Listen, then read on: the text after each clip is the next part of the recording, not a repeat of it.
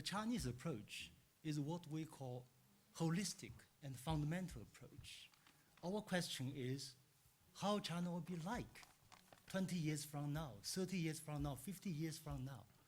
From early 1980s, Deng Xiaoping and his comrades worked out this grand plan, 80 years, in this kind of vision to change China. Secondly, we made fighting poverty the #1 priority or the #1 human rights. We cannot adopt the European approach. If we adopt European approach, fighting poverty is not a human right.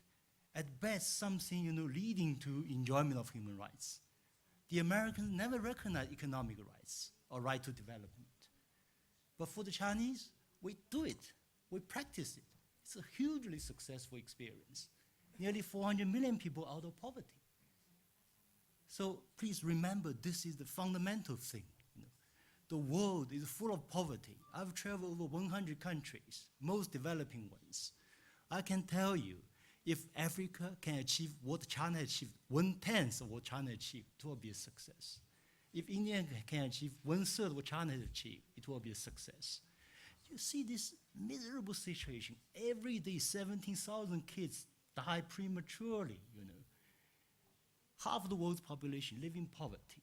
1.6 billion live in hunger, 1 meal a day, And this is the 21st century, and most West don't care about this. Billions spent in Africa on democratization, millions on food. Now 40 countries experience food crisis. So the Chinese experience is you have to start from your own national conditions and focus on what you think as the #1 priority, and then tackle it with all force. Now the second thing is, it's always a question. I'll try to be slightly provocative.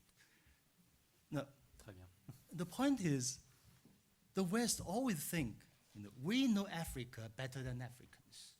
We know Russia better than Russians. We know China better than Chinese. This is wrong.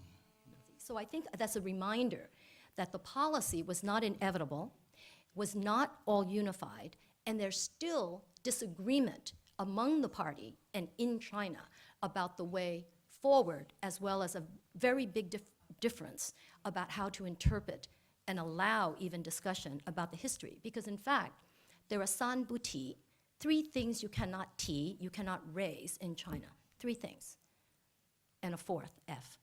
So the san bu ti is Taiwan, Tibet, and Tiananmen. You can talk about it in private, you can talk about it casually, you can talk about it in the dorm room. Try writing about it on the internet. So I think that's one thing that's extremely important. I want to say about international standards. China is now raising, particularly in the human rights arena, this resurgence of cultural cultural relativism. And China is also raising that China's special, China's a developing country, China has the guoqing, its own particular situation. We did not hear one peep about China's difference when China was bidding to become a member of the WTO, the World Trade Organization. What China said was, the international standards for trade, we can do it. Transparency, non-discrimination, independent dispute resolution, we can do it. Give us a little time. They never raised sovereign immunity, like don't interfere in our business. They had foreign experts help them review Chinese law and throw out law that was not in conformity with international norms so that they could join the WTO and be in conformity with international norms. This is exactly what China did when it signed and ratified 22 human rights treaties.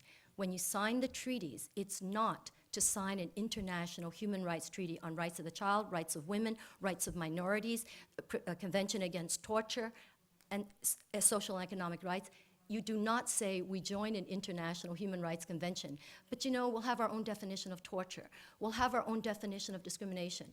They have to be assessed under international emerging jurisprudence. So I want to say that about international. On the figure that is often stated, and I always find it very interesting. Yes, 400 million people have been lifted out of poverty It is extremely important, and it is a very important achievement if we compare it to famine, 1950s. But that's not the standard. There is a right to food. There's a right to health. These are the standards. And 400 million people in China do not have access to clean drinking water. And these are World Bank and other statistics. They're not human rights activist statistics. So if you look at that, you might say, to the 400 million, and many of them drinking water contaminated by human sewage, it's not really to them any consolation that they may be out of poverty. So the economic miracle is not really a miracle, because if you look behind the miracle, we have to ask this question: who paid for the miracle? And it's the environment, it's the low work force, the cheap labor, and whether it's sustainable is the question. Is it sustainable? Je vous coupe. Yes.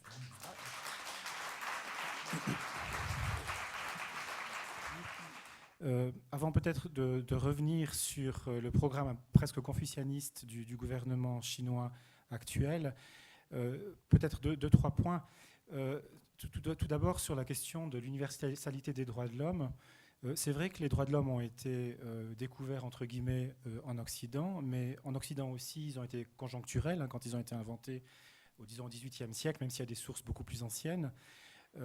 La Chine, comme ça a été rappelé, a signé toutes sortes de traités, de conventions, ou ratifié, signé, je ne sais jamais exactement, sur les droits de l'homme. Donc, elle a même participé à la réflexion sur les droits de l'homme.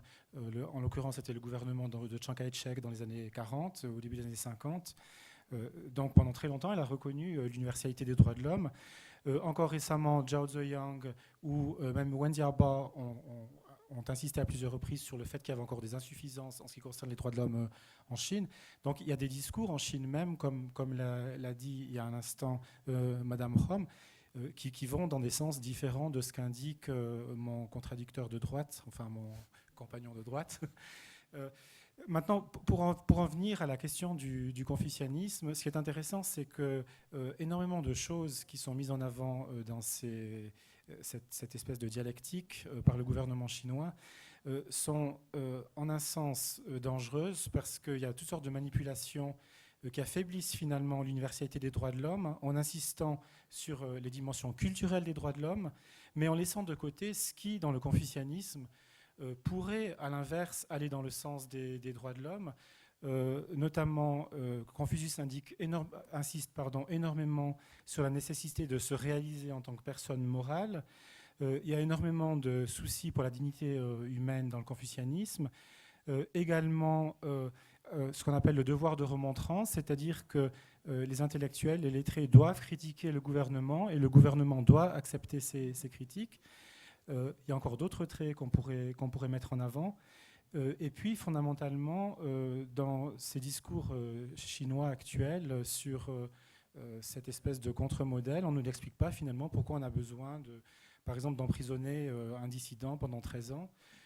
Pourquoi est-ce que beaucoup sont arrêtés à la frontière, etc. Donc il y a aussi, comme l'a dit Madame Hom, il y a aussi une sorte de confusion entre toutes sortes de choses, dont certaines relèvent des droits de l'homme, d'autres pas du tout. Voilà.